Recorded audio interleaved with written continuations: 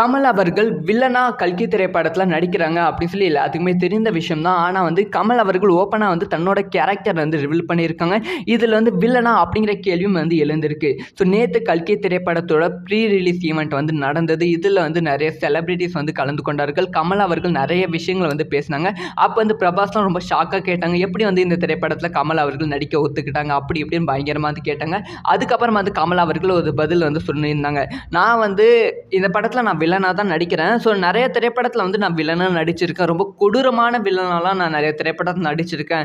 அதனால வந்து இது எனக்கு புதுசு கிடையாது. ஆனால் இந்த திரைப்படத்தில் நடிப்பது எனக்கு வந்து புதுசு. இது வந்து வில்லன் கேரக்டர் அப்படிங்கிற ஒரு விஷயத்தை தாண்டியும் வந்து இன்னொரு விஷயம் வந்து இந்த திரைப்படத்தில் வந்து பண்ணியிருக்கேன். ஸோ வில்லனை தாண்டி வந்து இன்னொரு கேரக்டர் வந்து இருக்குது அப்படிங்கிற விஷயத்தை வந்து சொல்லியிருக்காங்க. ஸோ இது மட்டும் இல்லாமல் இன்னொரு விஷயம் வந்து லீக் ஆகியிருக்கு. அதாவது வந்து கமல்ஹாசன் அவர்கள் இந்த திரைப்படத்தில் வில்லனாக தான் நடிக்கிறாங்களாம்.